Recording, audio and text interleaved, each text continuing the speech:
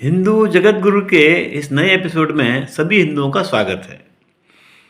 ये इस महीने में कुछ नए डेवलपमेंट हुए हैं और ऐसा लग रहा है कि अब सवर्ण जाति जो है हिंदुओं की, उसका झगड़ा बाकी के जो जातियां हैं उनके साथ बना रहेगा और काफ़ी कुछ डेवलपमेंट इस तरफ हो रहा है जो कि देश के लिए, हिंदुओं के लिए अच्छी बात नहीं है। हकीकत में शंकराचार्य जो हैं वो हिंदुओं के लिए, सभी के लिए धर्मगुरु ज़रूर हैं, लेकिन लगता है कि उनका जो झुकाव जो है वो सवर्णों की तरफ ही है। एक वीडियो आप देखिएगा कि किस तरह से क्रिटिसाइज़ किया गया अम्बेडकर को। तो ये इनको जब ये सबके सर्वगुरु बन हैं रादर शंकराचार्य, तो उनको ध्यान रखना चाहिए अपनी भाषा में, अपने विचारों में। हिंदुओं को ज़रूरत है कुछ नए विचारों की और नई वैल्यूज़ की। पुरानी वैल्यूज़ तो वो जो थी वो तो जाति वाली थी, ये नहीं चलेगा। अब जाति का जो है, सब जातियाँ एक सी गिनी जानी चाहिए और इस तरफ जो है शंकराचार्यों को अपने उपदेश देने हैं। मैं कहूँगा कि हर संडे वो आएँ एक शंकराचार्य टीवी पर, रेडियो पर, और हिंदुओं को उपदेश दें। लेकिन उपदेश जो है वो उपदेश अच्छा होना चाहिए जो कुछ नई वैल्यूज़ क्रिएट करे। ये खाली गायों के कत्ल की बात करते रहना, ये कोई अच्छी बात नहीं है।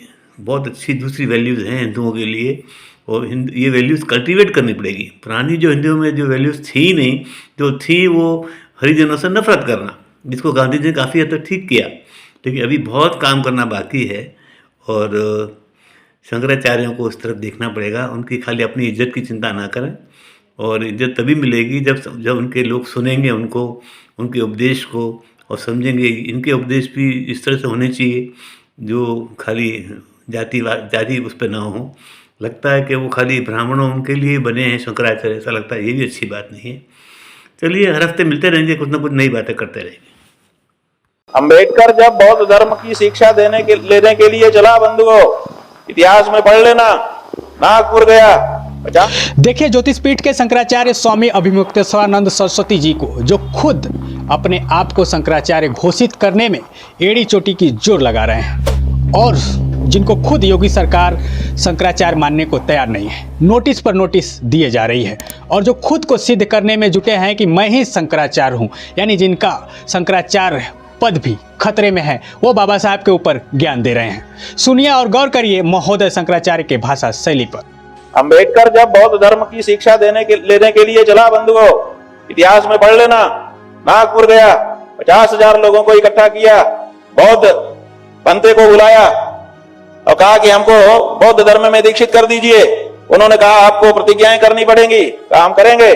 एक माइक उनके हाथ में हो गया, एक माइक उनके हाथ में हो गया, जैसे आजकल शपथ ग्रहण होता है। 50,000 लोगों के सामने बौद्ध भिक्षु ने वचन पढ़ाए। कहा बोलिए धम्मम शरणम गच्छामि। अंबेडकर ने कहा धम्मम शरणम गच्छामि, एक प्रतिज्ञा हो गई। उन्होंने कहा बोलिए बुद्धम शरणम गच्छामि। अंबेडकर ने कहा ठीक है, बुद्धम शरणम गच्छामि, 2 प्रतिज्ञा हो गई। फिर भिक्षु ने कहा बोलिए संघम शरणम गच्छामि। अंबेडकर ने मना कर दिया कि मैं ये नहीं बोलूंगा, मैं संघ की शरण में नहीं जाऊंगा। उन्होंने कहा कि 3 प्रतिज्ञाएं हैं, तीनों को नहीं मानोगे तो तुम बौद्ध नहीं हो सकते हो। इतिहास में दर्ज है, अंबेडकर ने कहा कि मैं नहीं बोलूंगा। तो 3 प्रतिज्ञा जब वो बोला ही नहीं तो बौद्ध कैसे हो गया? जो बौद्ध भिक्षु उसको बौद्ध धर्म में दीक्षित करने के लिए आए थे, वो मंच से उतर गए। उन्होंने कहा कि ये प्रतिज्ञा पूरी नहीं हुई, इसलिए अंबेडकर बौद्ध नहीं हुआ। अंबेडकर भी पीछे पीछे मंच से उतरा। पत्रकारों ने पूछा कि आप बौद्ध हो गए? बोले हाँ, हम बौद्ध हो गए। उन्होंने कहा कि अभी अभी भिक्षु जो आपको बौद्ध धर्म में दीक्षित करने के लिए आए थे, उन्होंने वक्तव्य दिया है कि ये बौद्ध नहीं हो सके क्योंकि इन्होंने तीनों प्रतिज्ञाओं का उच्चारण नहीं किया। तो अंबेडकर ने कहा ऐसी बात है तो हम नव बौद्ध हैं, हम एक नई तरह के बौद्ध हैं। ये नई तरह का बौद्ध क्या होता है? माने अपने जेब का है क्या कि जो चाहो अपने जेब से निकाल लो? बुद्ध बौद्ध बना सकते हैं, अंबेडकर तो बौद्ध नहीं बना सकते थे। तो उन्होंने जब उन प्रतिज्ञाओं का पालन किया ही नहीं तो वो बौद्ध हुए नहीं। अब कहते हैं कि नियो बुद्धिज्म, नव बौद्धवाद आ गया है। ये नव बौद्धवाद कुछ नहीं है, ये बौद्ध नाम पर अबौद्ध प्रक्रिया है। इसलिए ना तो वो हिंदू रहा अंबेडकर, क्योंकि उसने हिंदू धर्म को छोड़ दिया। मुसलमान ईसाई तो बना ही नहीं, इसलिए उसकी कोई बात ही नहीं है। वो कहता है कि हम बौद्ध बने, लेकिन बौद्ध भिक्षुओं ने ही उसी समय घोषणा कर दी, इतिहास में दर्ज है कि ये बौद्ध नहीं बन पाया। इसका मतलब अंबेडकर ना तो हिंदू बन पाया, ना तो बौद्ध बन पाया, न घर का रहा, न घाट का रहा। जो सच्चाई है वो यही है। दोस्तों, यह वीडियो पुराना है, लेकिन 22 जनवरी को एक बार फिर से वायरल हुआ और इसने सोशल मीडिया पर एक बड़ी बहस छेड़ दी। बाबा साहेब अम्बेडकर को मानने वाले लोग इस वीडियो की कड़ी निंदा कर रहे हैं और साथ ही शंकराचार्य की भाषा शैली पर भी सवाल खड़े करते हुए सोशल मीडिया पर लिखते हैं कि पहले तो डॉक्टर अम्बेडकर का नाम तमीज से ले लो, अभिमुक्तेश्वरानंद, नहीं तो सुधार जिए जाओगे। कचरा ज्ञान अपने पास रखो, तुम जैसे जातिवादी शंकराचार्य बौद्धिज्म में प्रवेश भी नहीं कर पाएंगे। दोस्तों, ये पोस्ट जैसे है मैं वैसे ही पढ़ रहा हूँ। दूसरे यूजर्स ने लिखा, अभिमुक्तेश्वरानंद के हृदय में बाबा साहेब को लेकर कितनी घृणा भरी है, ये बोलने से साफ दिख रहा है। ऐसे लोग खुद को संत मानते हैं, जबकि बाबा साहब के धूल के कण के बराबर नहीं है। दोस्तों, और सोशल मीडिया रिएक्शन में लिखा गया है कि डॉक्टर अम्बेडकर ने बौद्धिक भिक्षुओं को नहीं अपनाया, बल्कि ब्राह्मणवाद और जातिवाद को त्यागा। यह आदमी तथ्यों को तोड़ मरोड़ कर बाबा साहब को भगवा रंग देने की कोशिश कर रहा है। कई यूजर्स ने इसे जातिवादी सोच का प्रमाण बताया और हैशटैग अम्बेडकर इंसल्ट ट्रेंड करने की बात की।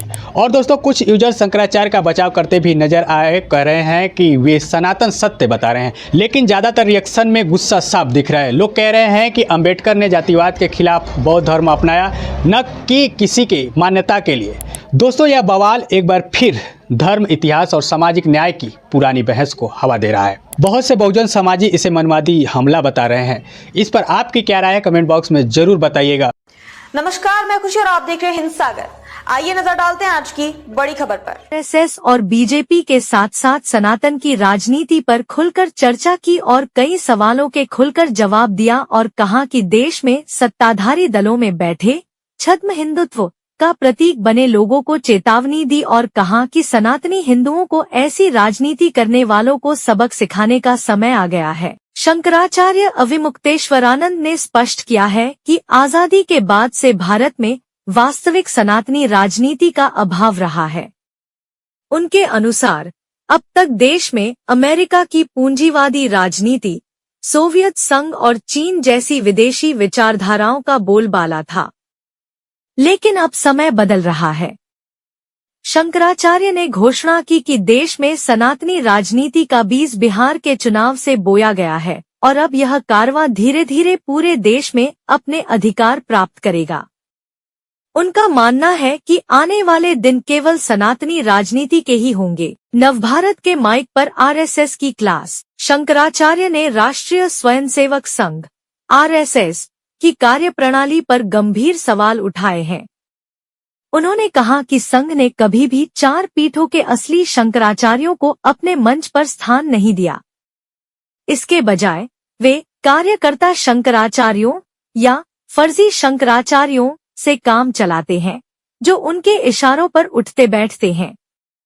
उन्होंने आरोप लगाया कि राम मंदिर और राम सेतु जैसे आंदोलनों में असली शंकराचार्यों के नाम का फायदा तो लिया गया। अविमुक्तेश्वरानंद हमेशा चाटुकार और विवेकहीन नेतृत्व ही पसंद आया। शंकराचार्य के अनुसार अब सनातन या शंकराचार्य को कोई खतरा नहीं है, बल्कि खतरा उन दलों को है जो सनातन खतरे में है का नारा देकर हिंदुओं का वोट बटोरते थे।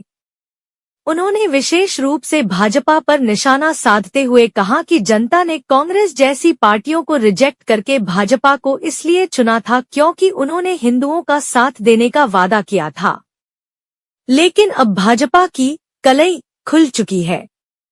उन्होंने कहा कि सत्ता में रहने के बावजूद गौ रक्षा नहीं की गई और गौ हत्या जारी है, जिससे अब इन छद्म हिंदुत्व वाली ताकतों को अपने अस्तित्व का डर सता रहा है। हिंदू धर्म में खलीफा पद्धति का विरोध। सवाल के जवाब में शंकराचार्य अविमुक्तेश्वरानंद ने कहा कि हिंदू धर्म की यह विशेषता रही है कि यहाँ धर्माचार्य कभी राजा नहीं बना।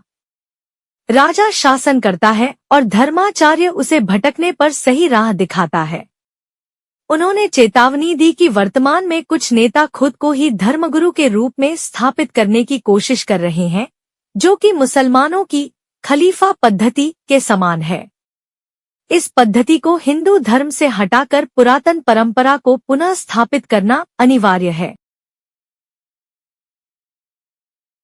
में अब तक के लिए बस इतना ही। फिर होगी आपसे मुलाकात ऐसी एक और बड़ी खबर के साथ। तब तक के लिए नमस्कार और देखते रहिए हिंद सागर। ऐसे ही लेटेस्ट अपडेट्स के लिए हमारे चैनल को सब्सक्राइब करें और तुरंत नोटिफिकेशन पाने के लिए बेल आइकन प्रेस करना ना भूलें। और यदि आप हमें फेसबुक के माध्यम से देख रहे हैं तो हमारे चैनल को फॉलो जरूर करें।